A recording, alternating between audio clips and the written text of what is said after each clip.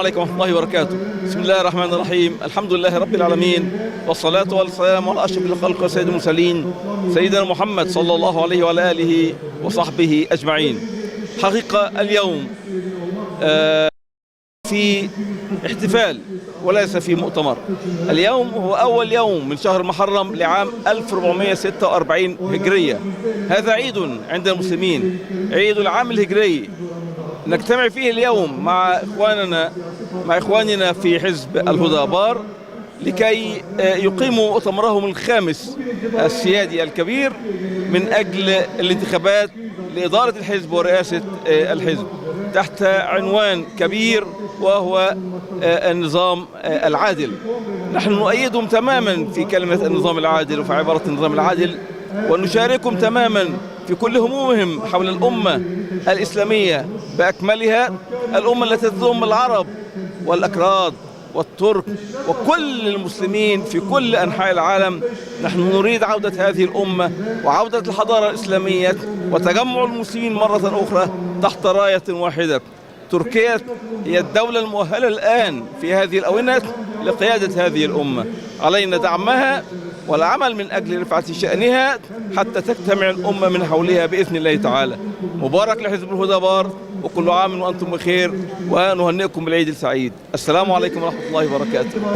بسم الله والحمد لله والصلاة والسلام على رسول الله سيدنا محمد وعلى آله وصحبه وسلم تسليما كثيرا. الحقيقة نحن في جماعة الإخوان المسلمين نبارك لإخواننا في حزب هدى بار على هذه الانتخابات الداخلية والتي تعبر عن إرساء الديمقراطية في جمهورية تركيا وكذلك داخل الأحزاب باختلاف توجهاتها.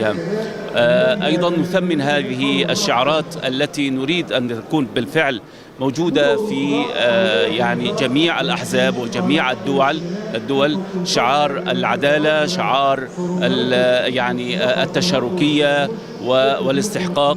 هذه الشعارات كلها نريد بالفعل أن تكون يعني على الأرض واقعا.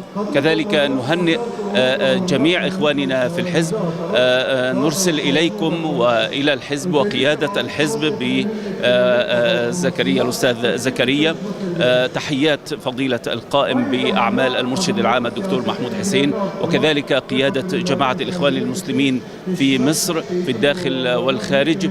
نشكركم على حسن استضافتكم لنا ونبارك لكم هذا التجمع، ونسأل الله سبحانه وتعالى أن تتجمعوا دائما على الخير وفي كل خير وفي قادم الأيام على كل خير إن شاء الله، وتركيا في عز ونصر وتمكين. شكرا لكم. الحمد لله والصلاة والسلام على سيدنا رسول الله صلى الله عليه وعلى آله وصحبه ومن نصره واهتدى بهداه.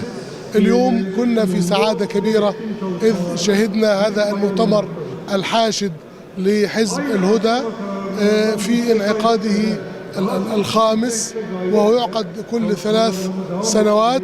وكان عنوان المؤتمر هذا المرة وفي هذا الانعقاد عبارة عن النظام العادل وتحقيق المساواة ووصول العدل والمساواة إلى كل الإنسانية. ورأينا اليوم في هذا المؤتمر، وإن كان مؤتمر يخص حزب الهدى وفيه انتخابات داخل حزب الهدى، إلا أنه كان مؤتمرا فلسطينيا بامتياز. كانت كلمة غزة وكلمة المجاهدين هي أكثر كلمة تكررت في هذا المؤتمر. فهذه الأمة أمة واحدة بعقيدة واحدة بقبلة واحدة، وبإذن الله تبارك وتعالى تتوالى انتصارات هذه الأمة، ويكون لحزب الهدى السهم المناسب الذي يتناسب مع تضحيات أحفاد صلاح الدين محرر فلسطين. السلام عليكم ورحمة الله.